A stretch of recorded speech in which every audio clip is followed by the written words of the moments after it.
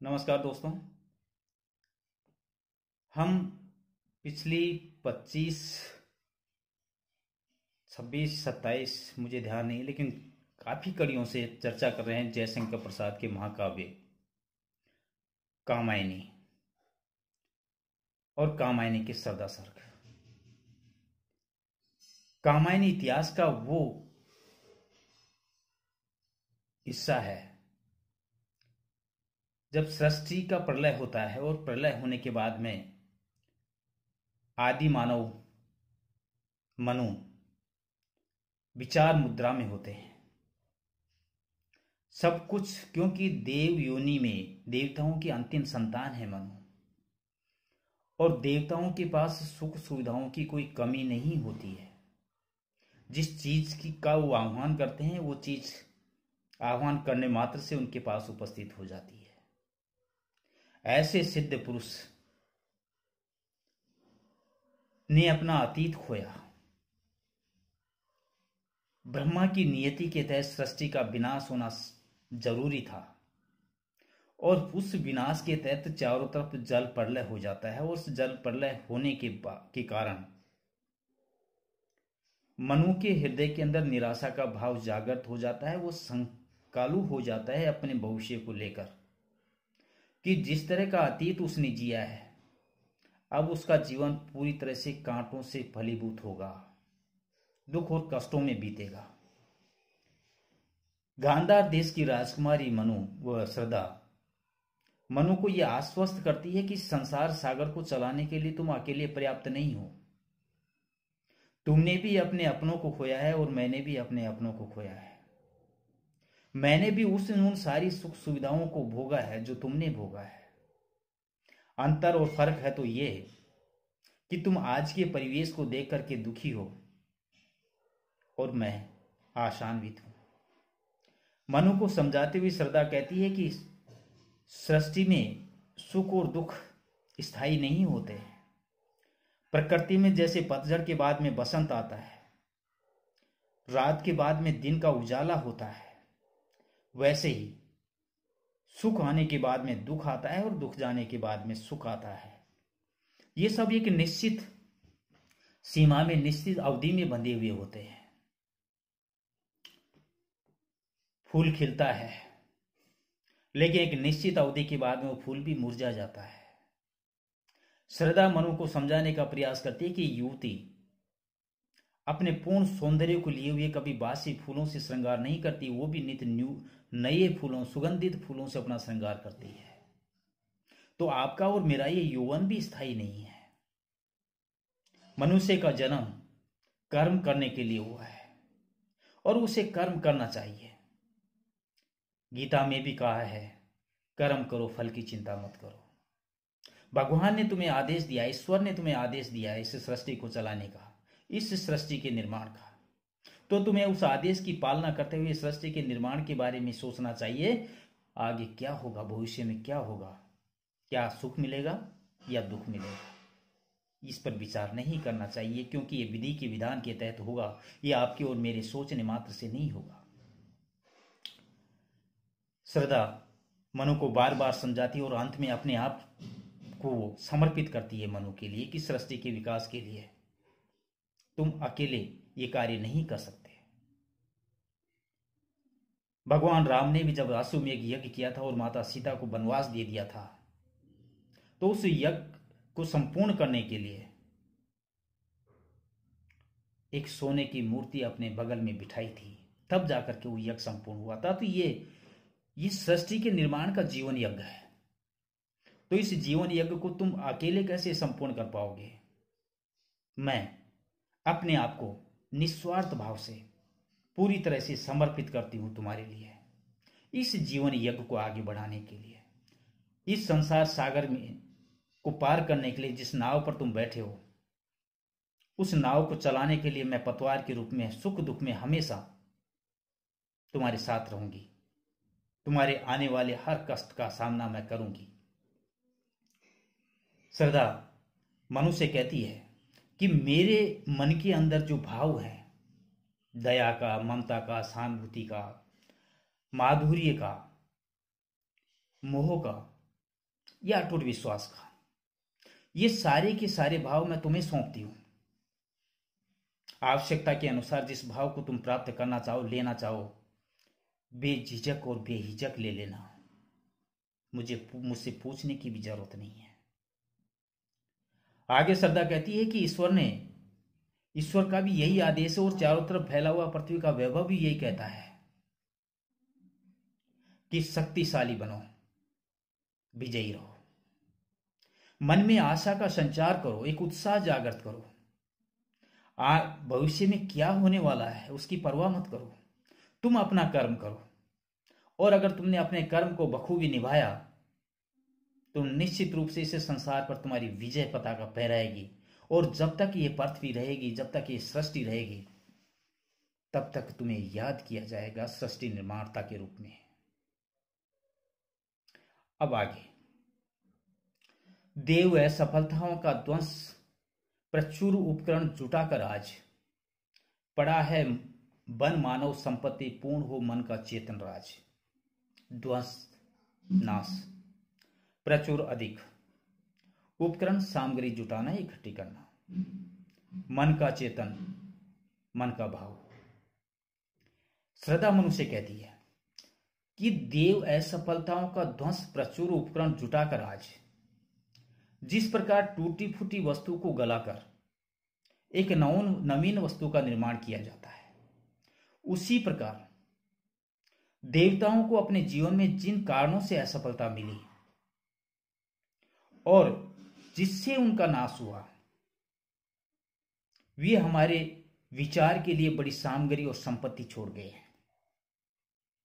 प्रचुर उपकरण जुटाकर आज वो हमारे लिए, हमारे वैभव के लिए, हमारे विकास के लिए और हमारे विचार के लिए बहुत बड़ी सामग्री और संपत्ति हमारे लिए छोड़ करके चले गए हैं। पड़ा है वन मानव संपत्ति पूर्ण हो मन का चेतन राज। इस नवीन विचारधारा के आधार पर मानव संस्कृति नाम से एक नवीन सभ्यता का निर्माण हो सकता है, जिसमें मन के भावों का पूर्ण विकास हो, देवताओं की भांति आगे आने वाली जाति अंधी होकर वासना में लीन ना हो। मनु से श्रद्धा कहती है कि देवताओं का नाश कैसे हुआ, उनका विनाश कैसे हुआ।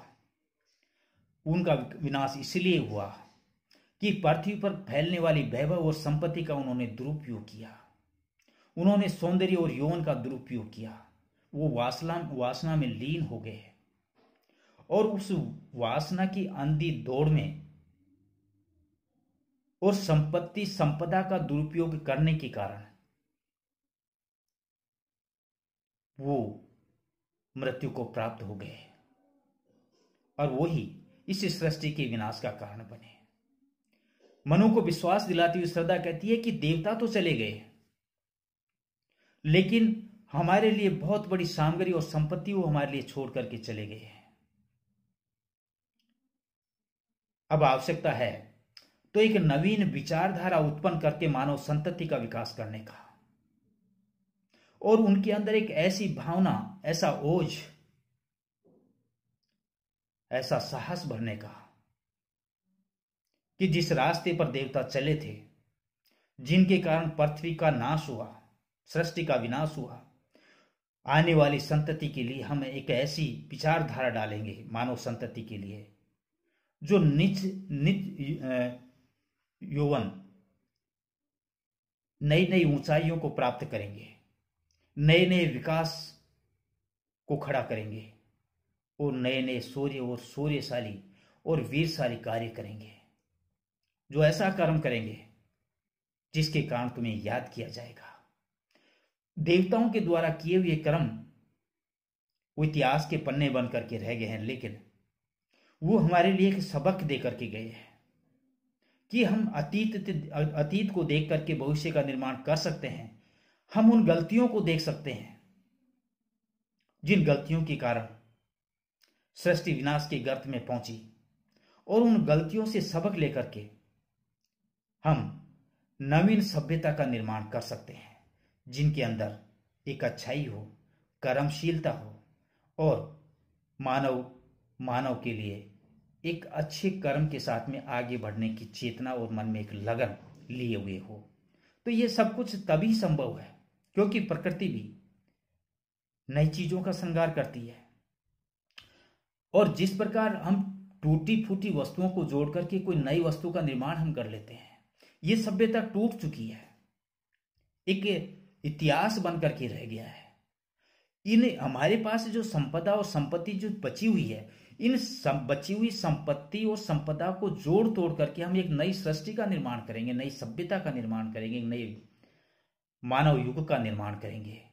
इसलिए उठो और जागो और अपने मन में ऊर्जा का संचार करते हुए आगे बढ़ो। ये आने वाली संपदा, आने वाली संपत्ति तुम्हारा इंतजार कर रही है।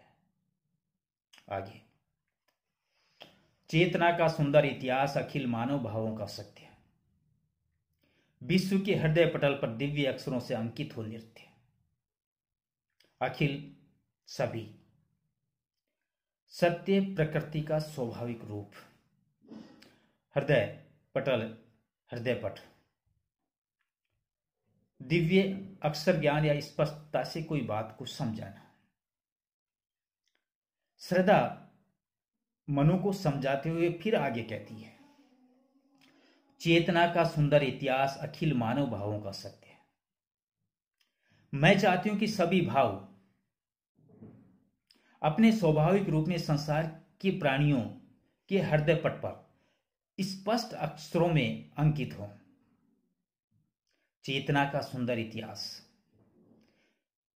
अखिल मानव भावों का सत्य, कि इस संसार के प्राणियों के हृदय पट पर स्पष्ट अक्षरों में स्वाभाविक रूप से मन के भाव स्पष्ट रूप से अंकित हों और इस प्रकार चेतना का एक सुंदर इतिहास प्रस्तुत हो।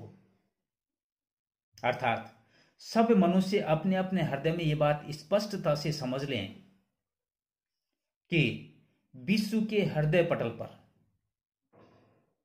दिव्य अक्षरों से अंकित हो नित्य, कि मनोभावों को उनके स्वाभाविक रूप से ग्रहण करने में ही सच्चा जीवन है। संकोच या भय से किसी स्वाभाविक इच्छा का दमन नहीं करना चाहिए। श्रद्धा मनुष्य कहती है कि मनुष्य के अंदर ईश्वर अनेक प्रकार के भाव पैदा करता है और उन भावों का स्थान उसके हृदय में होता है, लेकिन संकोचवश मनुष्य उन भावों को स्वीकार करने से कतराता है या उनको मनवांछित इच्छा से, स्वाभाविक इच्छा से उन्हें स्वीकार नहीं करता। लेकिन मैं चाहती हूं कि मन के अंदर जो भाव आते हैं उन भावों को मनुष्य स्वाभाविक रूप से स्वीकार करे, उनका दमन ना करे। अर्थात तुम्हारे मन के अंदर इस समय जो भाव चल रहे हैं वो निराशा और हताशा के भाव चल रहे हैं। श्रद्धा कहती है कि मैं चाहती हूं कि सृष्टि का विकास होना है, सृष्टि का निर्माण होना है, भविष्य के अंदर एक अच्छी संतति का भी विकास करना है। आपके हृदय के अंदर वो भाव भी जमा है जिन भावों को तुम दमन कर चुके हो। स्वाभाविक रूप से वो भाव बाहर निकलना चाहते हैं, लेकिन उन भावों को, उन अच्छाइयों को आप बाहर नहीं निकलना देना चाहते। तो ये ठीक नहीं है। मनुष्य को स्पष्ट रूप से अपने मन के भावों को स्वीकार करना चाहिए, उनका दमन नहीं करना चाहिए और समय और परिस्थिति को ध्यान में रख करके उन भावों के साथ में अपने आप को चलाते हुए कर्म करना चाहिए। और ये समय की मांग है, और समय की मांग और ईश्वर का वरदान और उनका आशीर्वाद और आदेश भी है कि सृष्टि के विकास में आप और हम मिलकर के योगदान दें। और ये तभी संभव है कि जिन भावों को तुम अपने हृदय में दबाए बैठे हो, एक सौंदर्य का भाव, एक यौवन का भाव, एक प्रेम का भाव, एक आलाप का भाव, उन भावों को तुम्हें बाहर निकालना चाहिए। तुम विरक्ति के भाव को मन में दबाए लगा करके बैठे हो, विरक्ति, संसार से विरक्त होना चाहते हो। तुम्हें उन भावों को हटाना चाहिए, अपने हृदय से निकालना चाहिए और उन दबे हुए भावों को संस्कारी रूप से बाहर निकालना चाहिए, ताकि ईश्वर के आदेश की भी पालना हो और इस सृष्टि के विकास में अपना योगदान भी हम दे सकें।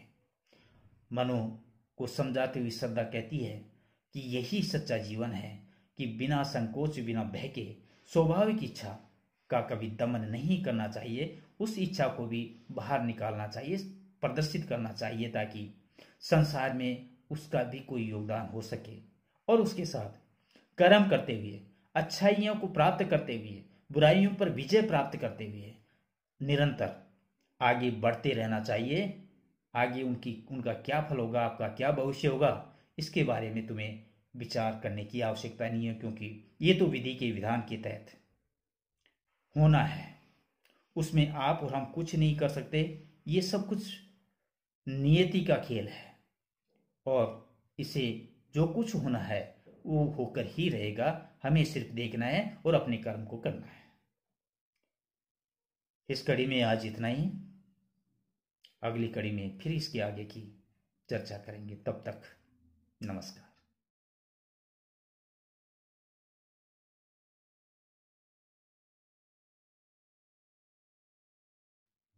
नमस्कार मित्रों, हम चर्चा कर रहे हैं जयशंकर प्रसाद के महाकाव्य कामायनी की श्रद्धा सर की। पिछली कड़ी में हमने जाना कि मनु को श्रद्धा समझाती है कि तुम्हें कर्म करना चाहिए निडर होकर के। तुम जिस निराशा के घोर अंधकार में बैठे हुए हो, अपने अतीत और वर्तमान के बारे में सोच रहे हो, तुम्हें अपने अतीत को और वर्तमान को भूल जाना चाहिए। ईश्वर का आदेश है कि तुम सृष्टि का विकास करो, और उस सृष्टि का विकास तभी संभव होगा जब तुम निडर होकर के कर्म करोगे। फिर देखना, आगे कल्याण और विकास ही विकास है। तुम अपने जीवन को इतने शक्तिशाली का केंद्र बना लो कि जिसके कारण संसार में फैली हुई समस्त संपत्ति और संपदा तुम्हारे कदमों में आ पड़े। मनु को समझाती हुई श्रद्धा कहती है कि उस ईश्वर की आवाज सुनो। उस ईश्वर का कल्याणकारी संदेश है कि शक्तिशाली बनो और विजयी बनो। और ये कब संभव होगा? जब तुम अपने मन में एक ताकत और हिम्मत, एक आशा का संचार करोगे, भविष्य के प्रति आशान्वित रहोगे, अपने मन में आने वाले बुरे विचारों को त्याग दोगे। और इस सृष्टि में आज भी जो वैभव है, यह वैभव कल भी था और आने वाले कल भी रहेगा। देवताओं ने इसका दुरुपयोग किया, वासना में लीन रहे, सौंदर्य का दुरुपयोग किया, यौवन का दुरुपयोग किया, और उस दुरुपयोग के कारण ये सृष्टि, ये प्रकृति तो यहीं की यहीं रह गई, लेकिन उनका विनाश हो गया। आप और हम मिलकर एक ऐसी मानव संतति का विकास करेंगे जो कुछ पीछे छूट गया है। जिस प्रकार टूटी फूटी वस्तुओं को इकट्ठी करके एक नई वस्तु का निर्माण किया जाता है, ठीक उसी प्रकार देवताओं के द्वारा छोड़े गए जो प्रकृति के जो अंश हैं, जो सृष्टि के जो अंश हैं, उन सबको इकट्ठा करके हम दोनों मिलकर के एक नई संतति का निर्माण करेंगे, एक नई सभ्यता का निर्माण करेंगे, जिसके कारण, जिसमें प्रत्येक मनुष्य के मन में वो भाव हो जिस भावों के कारण उसे जाना जाता है, और वो देवताओं की भांति आगे चल करके विनाश का कारण नहीं बने, अंध निराशा के घनघोर वातावरण में नहीं चला जाए। मनु को समझाती हुई श्रद्धा फिर कहती है कि मन के अंदर भाव उठते हैं। मैं मानती हूं कि अच्छे भाव भी होते हैं और बुरे भाव भी होते हैं। कई बार भाव परिस्थिति वश उत्पन्न हो जाते हैं। आपके हृदय के अंदर जो भाव जमा है वो परिस्थिति जन्य है। तुम्हें इस बात को याद रखना चाहिए कि सृष्टि कभी, प्रकृति कभी का नाश नहीं होता, वो चलायमान रहती है, वो परिवर्तनशील होती है। जिस प्रकार सुख आता है उसके बाद में दुख आता है, जैसे पतझड़ आता है उसके बाद में बसंत आता है, जैसे रात जाती है उसके बाद में दिन आता है। यानी बुराई के बाद में अच्छाई और अच्छाई के बाद में बुराई निश्चित रूप से इस संसार में एक निश्चित अवधि के लिए लौट करके आती है। आप और हम जो सामने देख रहे हैं वो उस बुराई का अंतिम छोर था और उसके कारण संपूर्ण सृष्टि का नाश हुआ, देवता विनाश के गर्त में चले गए। लेकिन आने वाला जीवन, आने वाला भविष्य हम कर्म करते हुए इस तरह आगे बढ़ेंगे कि आने वाली संतति के लिए सुखदायी हो और वो तुम्हारी कीर्ति, तुम्हारे यश का पूरे संसार में, पूरी सृष्टि में डंका बजाए, जिसके कारण तुम अपने आप को गौरवान्वित महसूस करें। मैं चाहती हूं कि जब तक सृष्टि रहे तब तक आपकी विजय पताका हमेशा हमेशा पहनाई जाती रहे। और यह तभी संभव है जब तुम कर्मशील बनोगे, विजयी होगे और निडर होकर के आने वाली हर परिस्थिति का सामना करोगे, तभी जाकर के ये चीजें संभव है। अब आगे, विधाता की कल्याणी सृष्टि सफल हो इस भूतल पर पूर्ण, पटे सागर, बिखरे ग्रह पुंज और ज्वालामुखी हो चूर्ण। श्रद्धा मनु को विश्वास दिलाती हुई, एक आशा का संचार करती हुई कहती है कि इस पृथ्वी पर विधाता की कल्याणी सृष्टि सफल हो इस भूतल पर पूर्ण, कि इस पृथ्वी पर भगवान की मंगलमय सृष्टि को पूर्ण सफलता मिले। जिस कार्य के लिए भगवान ने आपको और मुझे नियत किया है, मैं चाहती हूं कि भगवान ने जिस उम्मीद और जिस आशा के साथ आपको और मुझे इस पृथ्वी के संचालन का आदेश दिया है, इस सृष्टि के निर्माण का आदेश दिया है, वो सृष्टि पूर्ण मंगलमय हो और उसे पूर्ण सफलता, इस कार्य में पूर्ण सफलता मिले। पटे सागर, बिखरे कंज ग्रहमूल, चाहे सभी स्थानों पर समुद्र ही समुद्र या जल ही जल हो जाए, चाहे सूर्य चंद्र तारे अपने स्थान से हट जाए, ज्वालामुखी हो चूर्ण, चाहे ज्वालामुखी फटने लगे, यानी संसार में चाहे कितना भी विनाश हो जाए, जो संभव, जो असंभव है वह भी संभव हो जाए।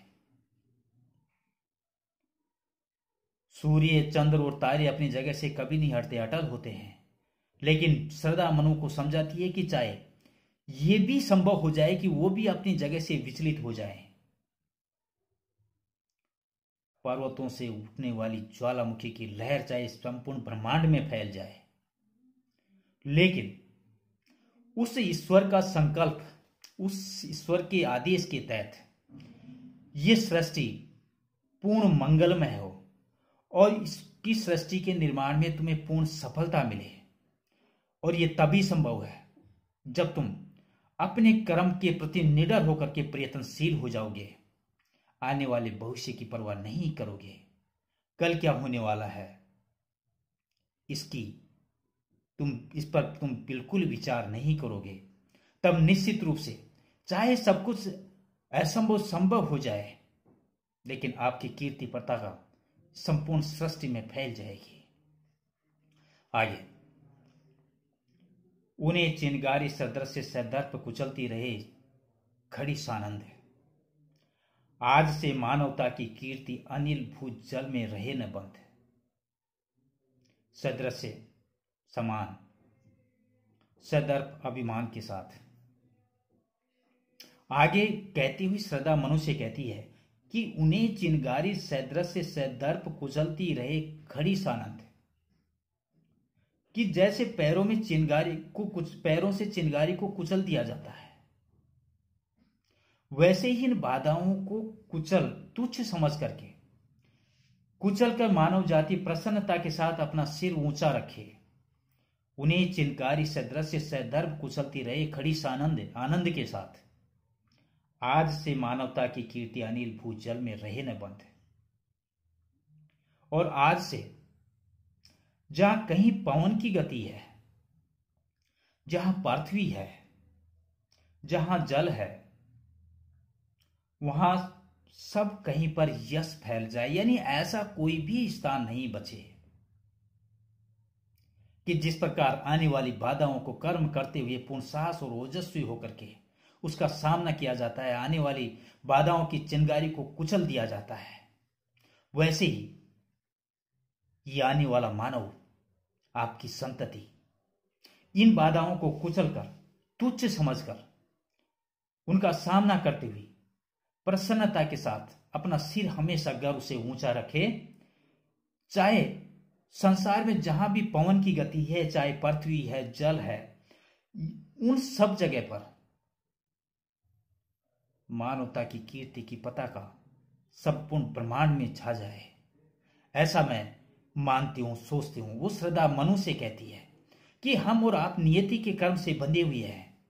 उस ईश्वर, उस परमात्मा की नियति के कारण आपका और हमारा मिलाप हुआ है, और आप और हम दोनों मिलकर के सृष्टि का जिस तरह निर्माण करेंगे, चाहे सृष्टि में आने वाली कितनी ही बाधाएं हों, उन सभी बाधाओं को चिंगारी समझकर आने वाली प्रजाति उन्हें तुच्छ समझकर नष्ट कर देगी और उनके ऊपर पैर रख करके नई ऊंचाइयों पर, नई सफलताओं पर कदम रखती हुई आगे बढ़ती चली जाएगी।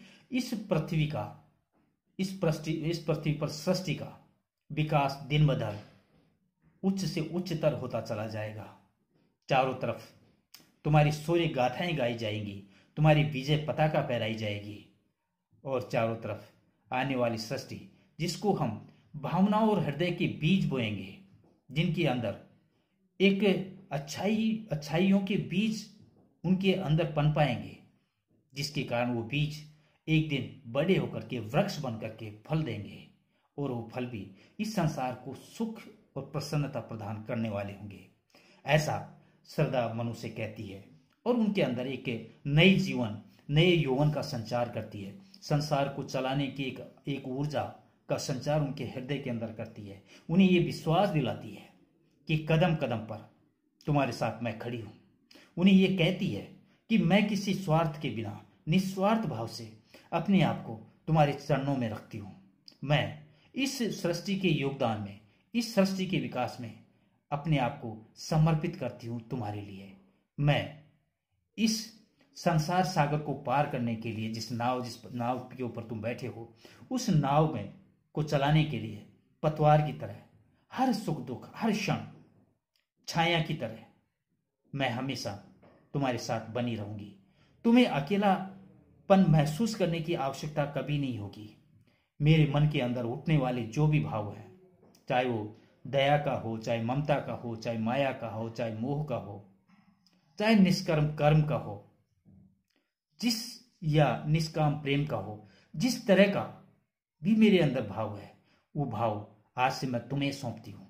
तुम्हें जिस चीज की आवश्यकता हो, बेहिचक उस चीज को ग्रहण कर लेना। इस तरह मनु ने श्रद्धा को अपने आप को समर्पित करते हुए उनके हृदय में एक नई ऊर्जा का संचार किया। मनु को यह सोचने पर मजबूर किया कि जीवन खत्म नहीं हुआ है, अभी जीवन और भी बाकी है, और आने वाला भविष्य जिसके बारे में मनु निराशा के घोर अंधकार में रहते हुए बुराइयां ही बुराइयां सोच रहा था, अब उसके मन में ये आशा जगती है कि नहीं, मैं गलत था और मेरे आने वाला भविष्य भी सुरक्षित हो सकता है अगर मैं अपने मन में थोड़ी सी ऊर्जा का संचार करूं और अच्छे कर्म की तरफ अपने आप को ढकेलूं। ऐसा मनु को सोचने के लिए मजबूर करती है श्रद्धा। आज इस कड़ी में इतना ही। आने वाली कड़ी श्रद्धा सर की अंतिम कड़ी होगी, और उसके साथ हम इस महाकाव्य कामायनी की श्रद्धा सर्क को यहीं खत्म करेंगे। इंतजार कीजिए अगली और अंतिम कड़ी का। तब तक नमस्कार।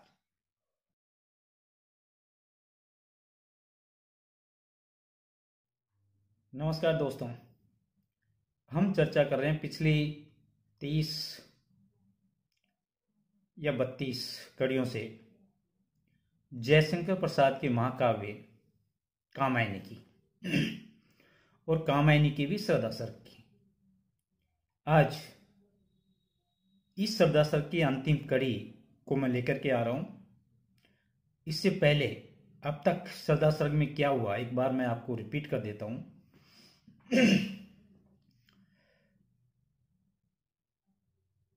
हिमालय पर्वत की ऊंची चोटी पर मनु बैठा हुआ है और उसके सामने विशाल जल प्रलय संपूर्ण पृथ्वी को, सृष्टि को समेटी हुई है।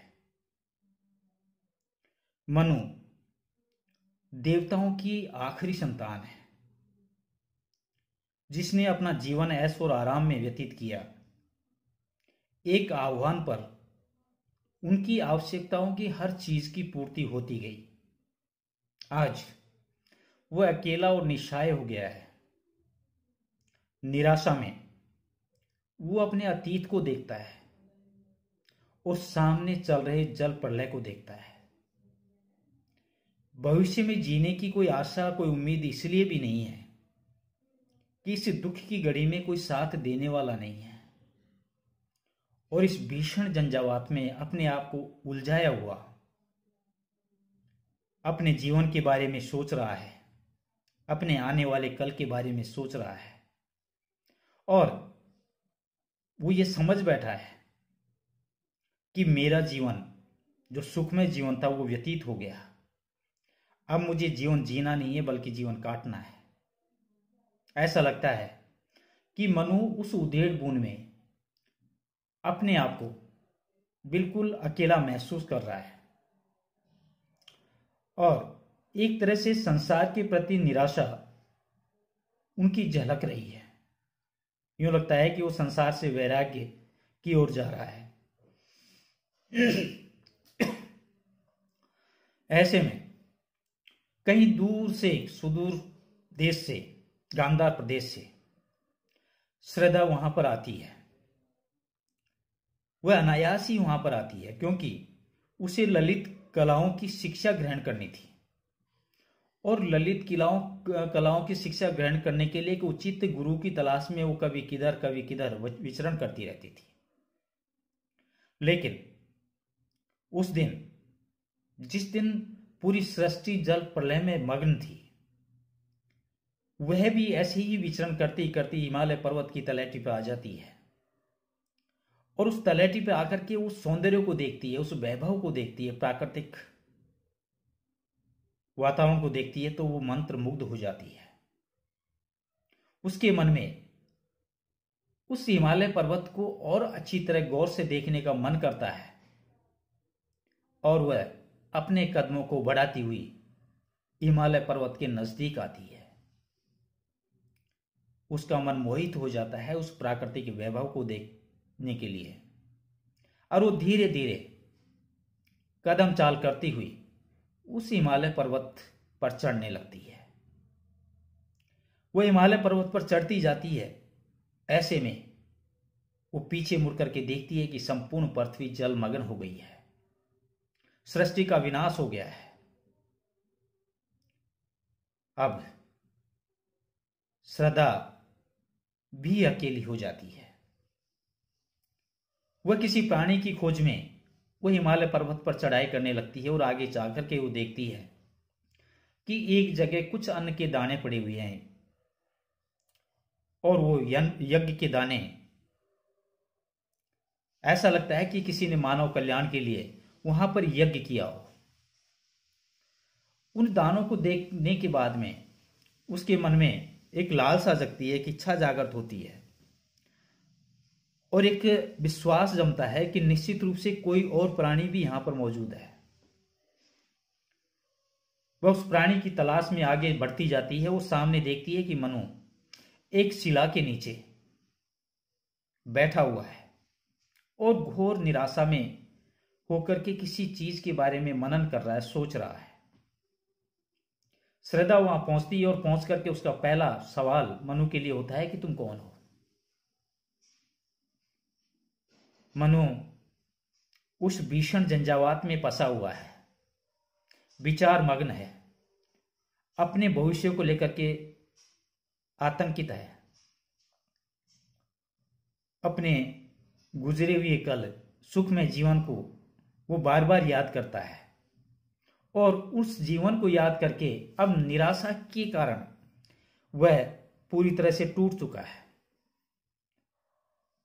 अचानक जब वो किसी की आवाज सुनता है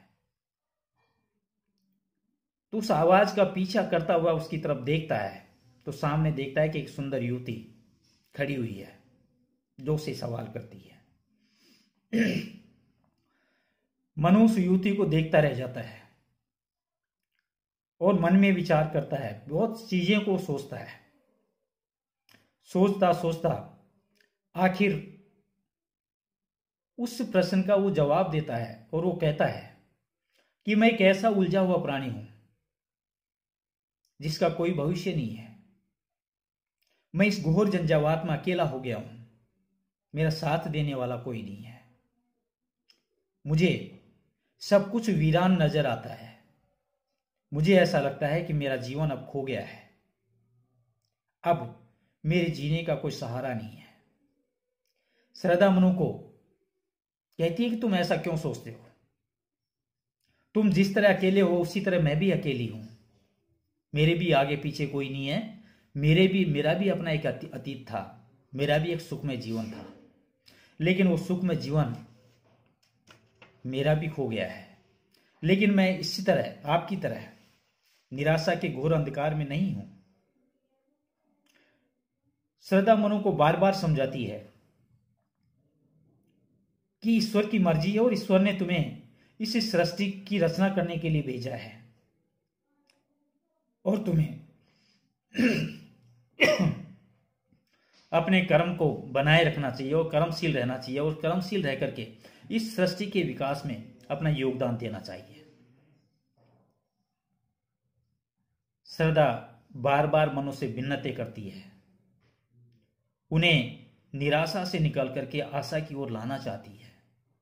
उन्हें प्रकृति वैभव को बताती है कि ये जो वैभव आप देख रहे हो, ये जो संपदा आप देख रहे हो, ये संपदा आज की नहीं है, ये कल भी थी, आज भी है और आने वाले कल भी रहेगी। तुम ये क्यों सोचते हो कि सृष्टि के विनाश के साथ सब कुछ खत्म हो गया? सृष्टि का वैभव जिस तरह आज बना हुआ है वैसे कल भी बना रहेगा। प्रकृति के अंदर सब चीजें स्थायी नहीं होती, परिवर्तनशील होती है। पुरानी चीजें अपना स्थान बदल लेती हैं और नई चीजें उनका स्थान स्वीकार कर लेती हैं। जब सृष्टि भी बासी फूलों का श्रृंगार नहीं करती, प्रकृति भी नहीं करती। फूल खिलता है, उसका भी एक निश्चित अवधि होती है, उसमें गंध सुगंध होती है, लेकिन एक निश्चित अवधि के बाद में वो फूल भी मुरझा जाता है और पृथ्वी पर गिर जाता है। निराशा का अंधकार भी छाता है, रात्रि भी होती है, लेकिन रात होने के बाद में सवेरा भी निकलता है। सूर्य की किरण चारों तरफ उजाला फैलाती है। मनुष्य के जीवन में सुख और दुख दोनों आते हैं, लेकिन स्थायित्व दोनों का नहीं है। अगर दुख आता है तो उसकी भी एक निश्चित अवधि होती है और उसके बाद में सुख उसका स्थान ग्रहण कर लेता है। तो तुम ये क्यों सोचते हो कि तुम्हारा अतीत बहुत सुंदर था, तुम्हारा वर्तमान तुम्हें दुखी कर रहा है, तो क्या आने वाला कल दुखपूर्ण होगा? नहीं, क्योंकि तुमने सुख देखा है, उसके बाद तुम दुख देख रहे हो और निश्चित रूप से इसके बाद तुम्हारे जीवन में सुख आने वाला है। श्रद्धा मनु को समझाती है कि जो दायित्व ईश्वर ने तुम्हें सौंपा है उस दायित्व को पूर्ण करने के लिए तुम्हें कर्मशील बनना चाहिए और कर्मशील बनने के लिए तुम्हें आशान्वित होना होगा। तुम्हें एक ऐसा दायित्व ईश्वर ने सौंपा है कि तुम एक सिद्ध पुरुष बन सकते हो और जिस प्रकार एक लता फलीभूत होती है, उसमें फूल खिलते हैं और उन फूलों की खुशबू चारों ओर वातावरण को सुगंधित कर देती है, ठीक उसी प्रकार आप अपने कर्म से निवृत्त होकर के, कर्म से परिपूर्ण होकर के एक सुंदर संतति का निर्माण करोगे, सुंदर सृष्टि का निर्माण करोगे, और उस सुंदर सृष्टि के कारण तुम्हारा यश संपूर्ण संसार में फैल जाएगा। श्रद्धा मनुष्य अपेक्षा करती है कि वो निश्चित रूप से उसकी बात को समझ गए होंगे, लेकिन फिर भी मनु का हृदय अभी द्रवित नहीं हुआ है, अभी उसी करुणा और उस निराशा के घोर अंधकार में डूबा हुआ है। श्रद्धा हार थककर, परेशान होकर मनुष्य कहती है कि मैं अपना जीवन, क्योंकि तुम सृष्टि के रचयिता बनने जा रहे हो और सृष्टि की रचना करने के लिए तुम्हारे अकेले की बस की बात नहीं है, तुम्हें एक साथी की आवश्यकता। और तुम तो इस तरह निराशा में डूबे हुए हो कि तुम तो इस दुख की घड़ी को दूर करने के लिए, पार पाने के लिए किसी साथी की भी तलाश नहीं कर रहे हो। लेकिन मैं तुम्हें ये विश्वास दिलाती हूं कि जब तक पृथ्वी रहेगी, जब तक सृष्टि रहेगी, इस संसार सागर को पार करने के लिए जिस नाव के ऊपर तुम बैठे हो, उस नाव की पतवार के रूप में हमारे आपके सामने हमेशा सुख और दुख में संगिनी बन करके रहूंगी। मेरे हृदय में जो दया, माया, ममता, मोह, निस्वार्थ प्रेम की भावना है, आज से मैं अपने आप को पूरी तरह से आपके ऊपर समर्पित करती हूं। आपको जिस चीज की आवश्यकता हो बेझिझक तुम्हें ले लेना है। मैं तुम्हें रोकूंगी नहीं, टोकूंगी नहीं। मैं निष्भाव से, निस्वार्थ से अपने आप को पूरी तरह से इस सृष्टि को चलाने में तुम्हारा साथ देने के लिए तत्पर हूं। आगे विश्वास दिलाती हुई मनुष्य कहती है कि ये देवताओं की आखिरी निशानी, तुम्हें डरना नहीं चाहिए, निडर होकर के कर्म करो, और निडर होकर के कर्म करोगे तो निश्चित रूप से आपके आने वाला कल इस सृष्टि के कल्याण के लिए विकास ही विकास है। तुम आकर्षक के ऐसे शक्तिशाली केंद्र बनो कि संपूर्ण सृष्टि का जो वैभव है वह खुद ब खुद चल करके तुम्हारे सामने आ जाए। इस प्रकार श्रद्धा मनुष्य कहती है कि देवताओं ने गलती की, इस सृष्टि का वैभव तो उनके सामने था, लेकिन उन्होंने दुरुपयोग किया, वो वासना में लीन हो गए और सृष्टि के दुरुपयोग करने के कारण उन्हें संसार को छोड़ना पड़ा, मरना पड़ा। लेकिन आपकी आने वाली संतति जो आप और हमसे मिलकर के बनेगी, उनको ऐसा ज्ञान दो कि वो सृष्टि का उपयोग तो करें, प्रकृति का उपयोग तो करें, लेकिन एक भाव मंडित होकर के, एक अपने मन में आशा बना करके उसका दुरुपयोग नहीं करें। अब आगे, जल्दी के फूटे कितने उत्स दीप कच्छप डूबे उतराए, किंतु वह खड़ी रहे दृढ़ मूर्ति अभ्युदय का कर रही उपाय। आगे समझाती हुई श्रद्धा मनुष्य कहती है कि चाहे समुद्र की धारा फूट पड़े, जल्दी के फूटे कितने उत्स कहते हैं धार को, चाहे समुद्र की कितनी भी धारा फूट पड़े, दीप कच्छप डूबे उतराए, और दीप जो समुद्र के बीच में है वो दीप कछुए के समान कभी डूबे और कभी उस जल से बाहर निकल आए, किंतु वह खड़ी रहे दृढ़ मूर्ति अभ्युदय का कर रही उपाय।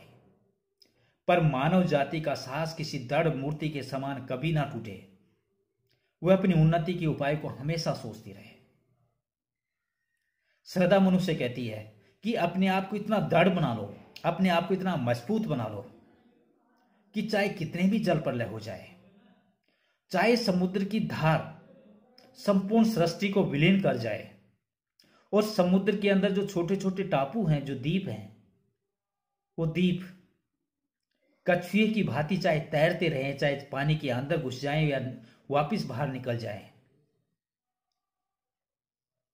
लेकिन अपने आप को इतना मजबूत बनाओ और एक ऐसी सृष्टि का निर्माण करो, ऐसी संतति उत्पन्न करो जिससे कारण मानव जाति का साहस कभी नहीं टूटे।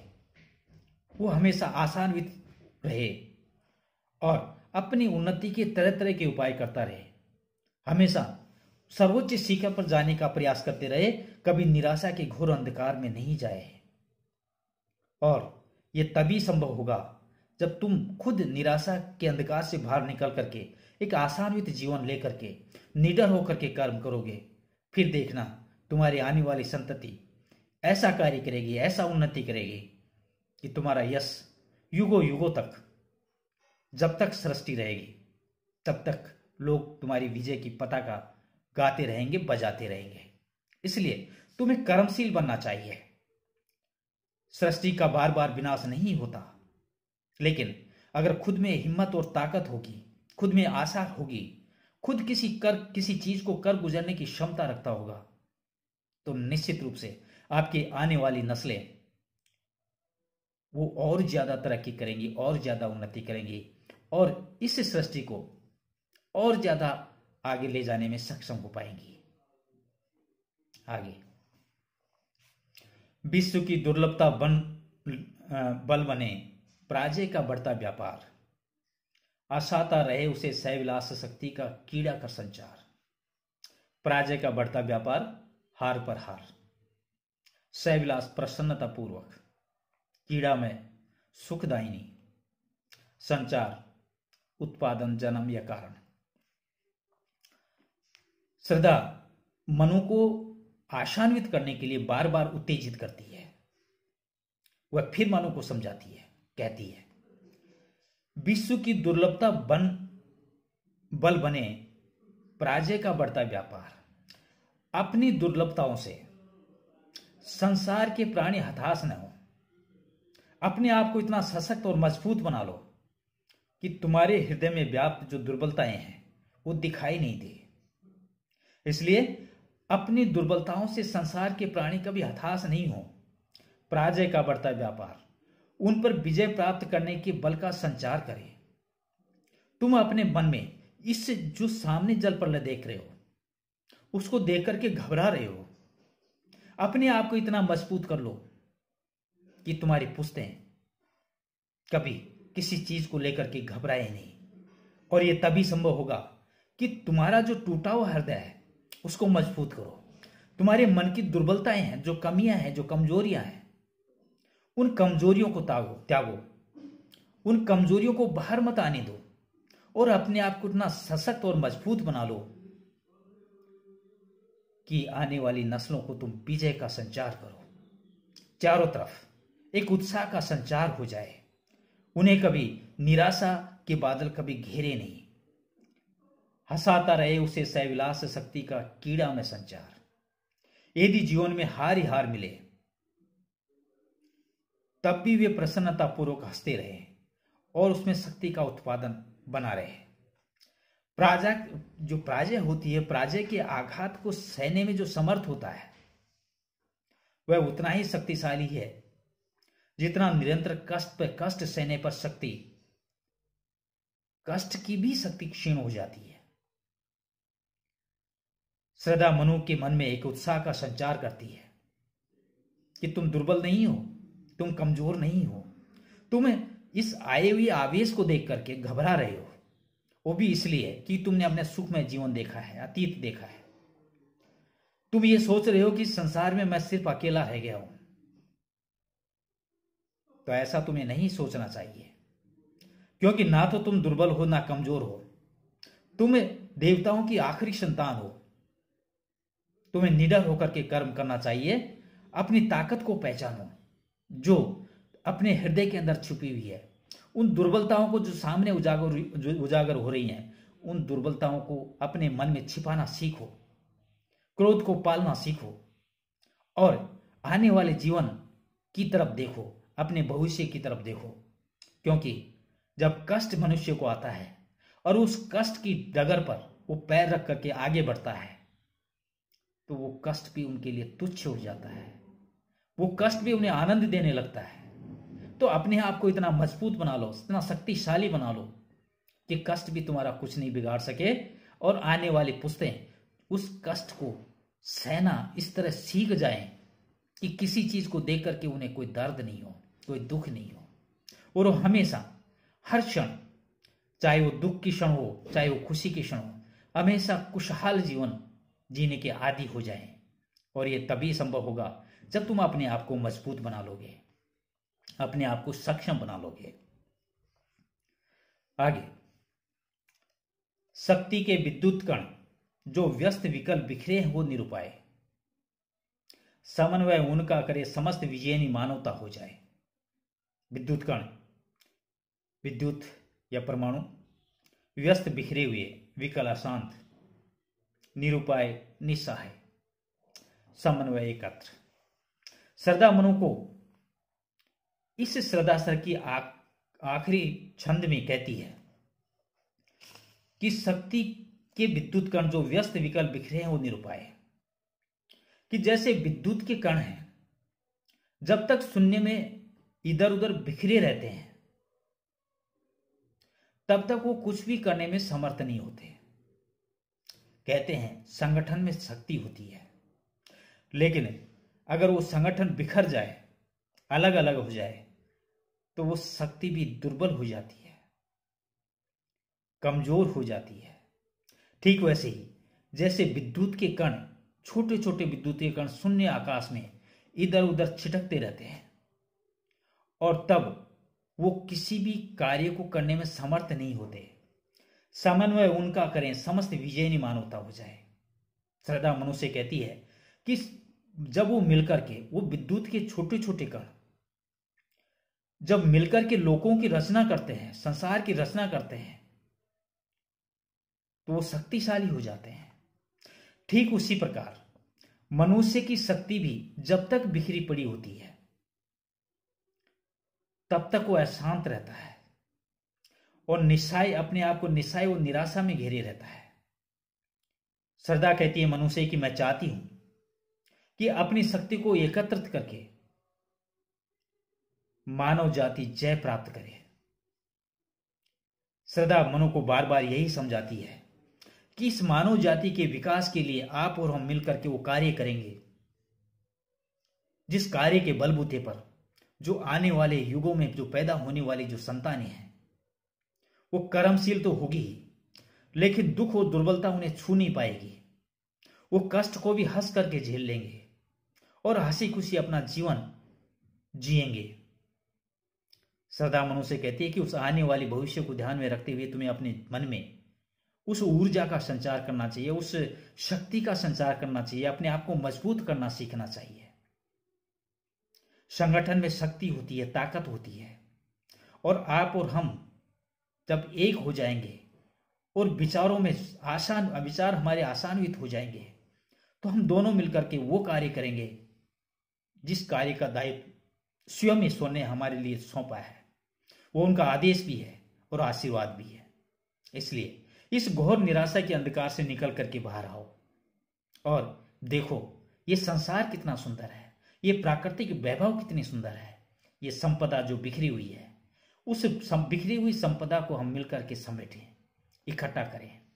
जिनके पद चिन्हों पर चल करके देवताएं विनाश के गर्त में चले गए क्योंकि उन्होंने अन्याय और अनीति की थी, विलासिता का जीवन उन्होंने जिया था, लेकिन सृष्टि में फिर भी जो चीजें शेष रह गई, आओ हम मिलकर के उन्हें इकट्ठा करें और नव जीवन का संचार करें, इस सृष्टि को आगे बढ़ाएं। श्रद्धा का ये सर्ग कि मैं आखिरी आहुति इस छंद के माध्यम से दे रहा हूं। दोस्तों, श्रद्धा सर्ग की जो 20, 25 या 30, 32 के आसपास जो कड़ियां हुई है, उस कड़ियों में और सारी बातें तो मैंने बताई, लेकिन एक बात मैंने आपको बताई कि श्रद्धा गांधार देश की राजकुमारी थी, लेकिन इसके पीछे भी कहानी है, क्योंकि ईश्वर की नियति थी। ईश्वर को मनु और श्रद्धा को मिलाना था और मिलाकर के सृष्टि का विकास करवाना था, नई सृष्टि की रचना करनी थी, क्योंकि अकेलेपन से ऊब करके उस ब्रह्मा ने एक से अनेक होने का प्रण लेकर के सृष्टि को विनाश के अंधेरे में झोंका था, जल प्रलय स्वयं ने उत्पन्न किया था। तो दोस्तों, श्रद्धा भी देवताओं की संतान थी। देवताओं के युग में रति और कामदेव वो भी निवास करते थे, लेकिन देवताओं के द्वारा विलासितापूर्ण जीवन जीने के कारण उनका भी अंत देवताओं के साथ हो गया। अब वो भावनाओं के रूप में इधर उधर भटक रहे थे। श्रद्धा उन दोनों की संतान थी। उन्होंने श्रद्धा को मनु के हृदय में काम भावना और सृष्टि निर्माण का दायित्व सौंप करके उन्हें मिलाने की कोशिश की और विधि के विधान के तहत उस जल प्रलय को होना था। श्रद्धा को हिमालय पर्वत की चढ़ाई पर आना था और मनु को वहां बैठा हुआ देखना था। एक विधि का विधान था और उस विधि के विधान के तहत श्रद्धा भी अपना सब कुछ खो करके मनु और रति की संतान नए जीवन का संचार और नए सृष्टि के निर्माण में अपना योगदान देने के लिए मनु के पास आई थी। तो ये है श्रद्धा। दोस्तों, अगर आप किसी चीज को पढ़े तो उसे पूर्ण लगन और मन से पढ़ें। निश्चित रूप से मैं आपको विश्वास दिलाता हूं कि उसको पढ़ने के बाद में आपके मन में आनंद की लहर उठेगी। अगर कभी कामायनी को पढ़ने का आपको मौका मिले तो कामायनी के 15 सर्ग हैं और उस 15 सर्ग को आप एक एक करके, जल्दबाजी में नहीं, बड़े आराम और आनंद के साथ में पढ़िए। आपके मन में एक जीवन के प्रति एक नई सोच और नई उमंग जागेगी और जो कुछ आप देख रहे हैं अपने आसपास के वातावरण को, उस वातावरण में अगर कहीं निराशा उसको देख करके आपके हृदय में घर कर गई तो यकीन मानिए, आप जब इन चीजों को पढ़ोगे, कामायनी को पढ़ोगे, तो आपके मन के अंदर उस निराशा की जगह आशा का संचार होगा और आप एक अलग ही सोच अपने मन में बनाए रखोगे। दोस्तों, श्रद्धा सर के इस अंतिम छंद के साथ मैं कामायनी और श्रद्धा सर से विदा चाहता हूं। अगली कड़ी में हम किसी और साहित्य के बारे में चर्चा करेंगे। तब तक नमस्कार।